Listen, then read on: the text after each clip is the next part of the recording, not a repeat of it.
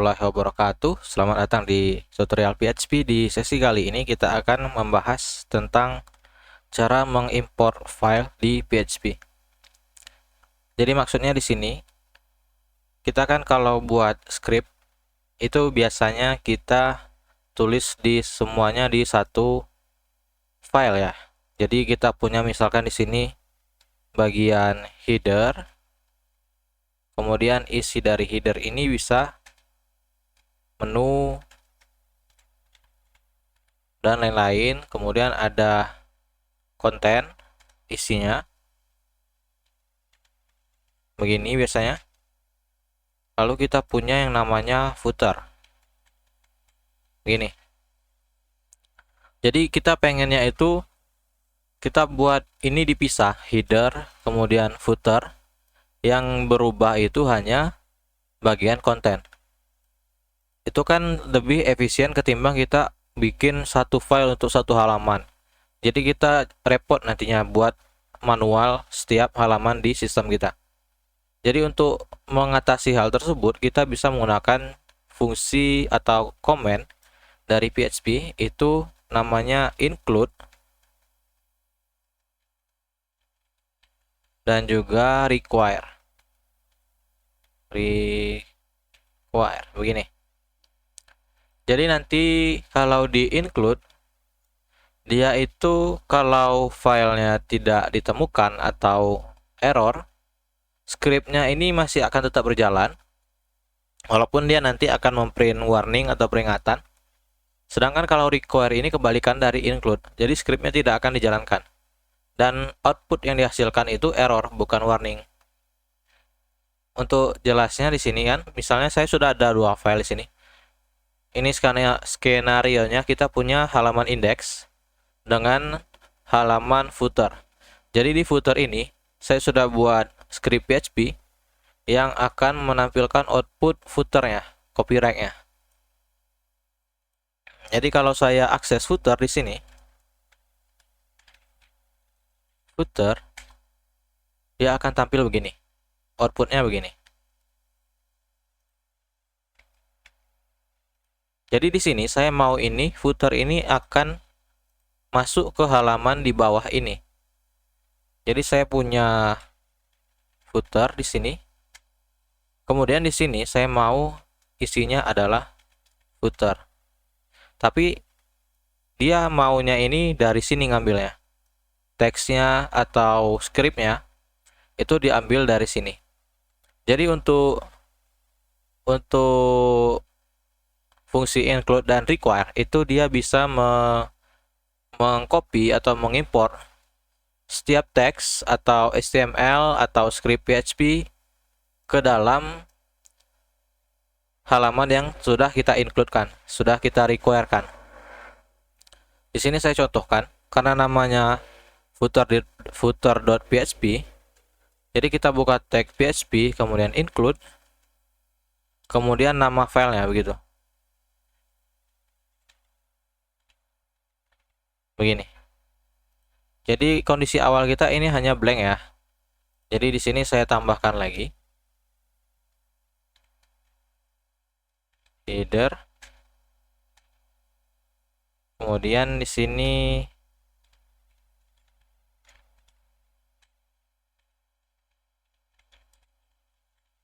begini ya, biar lebih rapi aja. Kemudian dia akan tampil begini. Jadi kalau kita pakai ini, kita bisa pakai footernya seterusnya. Jadi tidak dibuat di setiap halaman footernya. Jadi kan lebih efisien kita dalam ngodingnya. Jadi kalau kita di sini coba ganti, jadi kan dia beda ya namanya. Tapi perlu diperhatikan di sini. Kalaupun kita buat namanya beda dan filenya tidak ada di sini, VS Code tidak akan menampilkan kalau codingan kita error. Jadi harus waspada di bagian ini ya. Kita refresh, dia akan menghasilkan output berupa warning. Fail to open stream. Tidak ada file atau directory di bla bla bla di line 21. Di line 21 begini. Dia akan mengoutput warning. Jadi sebenarnya ini tidak dianggap error. Tapi kalau kita require, formatnya juga sama dengan include. Tapi di sini require, kalau kita buat salah begini, dia akan menghasilkan fatal error begini. Jadi misalkan di sini di footer kita punya variabel ya, misalnya ya, contoh isinya ini contoh variabel begini. Nah, kita pengen pakai contoh ini loh. Kemudian kita echo, maksudnya di sini echo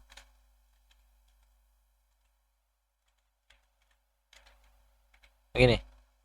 Kita maunya di atas footer nanti ada contoh. Kita refresh, dia akan error karena kita tidak menemukan filenya di sini.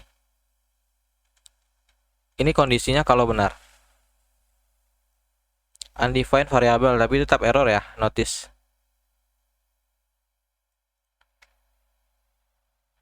Saya lihat dulu di sini. Contoh.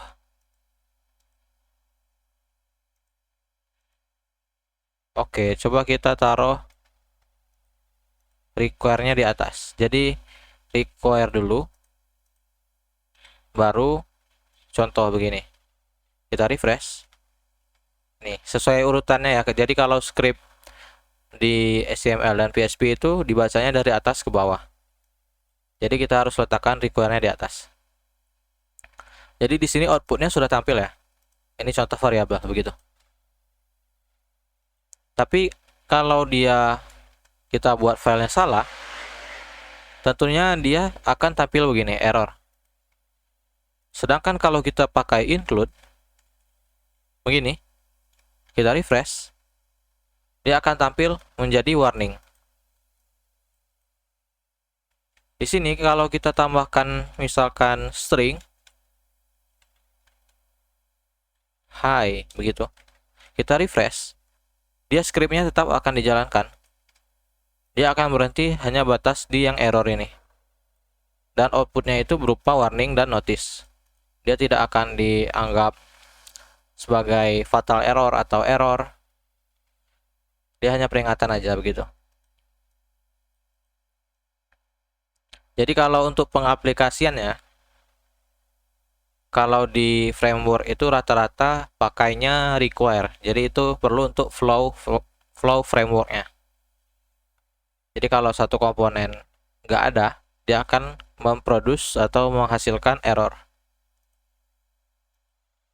Jadi menariknya di sini kalian bisa gunakan include ini atau require ini di setiap menu atau header dan footer. Jadi nantinya kalian tinggal buat isinya aja begitu. Jadi header nanti misalkan di sini include header.php, kemudian footernya footer.php begitu. Jadi kalian tidak perlu repot-repot untuk buat berkali-kali.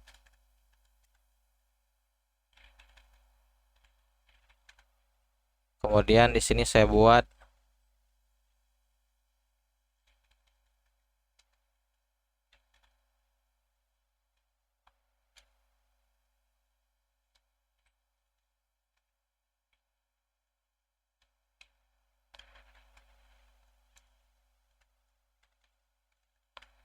menu A,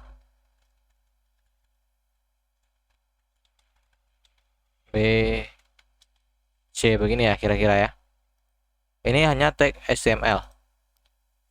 Ketika kita refresh di sini, dia akan tampil begini. Jadi kalian bisa panggil aja nanti di tiap halaman yang kalian buat itu tinggal buat tag ininya, tag HTML-nya. Atau bisa kalian copy saja setiap tag ini dari doctype HTML ini.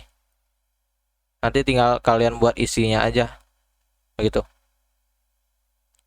Mungkin cukup sekian ya contoh untuk include dan require ya. Tidak banyak yang bisa dibahas kalau untuk fungsi ini. Kita lihat di sini. Dia tidak bisa di hover ya. Jadi untuk detail lebih lanjut mungkin kalian bisa langsung ke dokumentasi resmi di PHP. Tapi singkatnya, ini kita gunakan ketika kita ingin mengimport script kita secara modular. Jadi kita bisa panggil aja gitu. Tidak perlu buat script berulang-ulang kalau dia dipakai terus. Kalau dia scriptnya bakal dipakai terus, kita gunakan include dan require sehingga kita tidak perlu membuat ulang setiap script tersebut. Kita tinggal panggil aja nantinya scriptnya. Seperti ini. Jadi misalnya ini kita terapkan di menu dan footer begitu. Oke, cukup sekian. Semoga mudah dimengerti. Wassalamualaikum warahmatullahi wabarakatuh.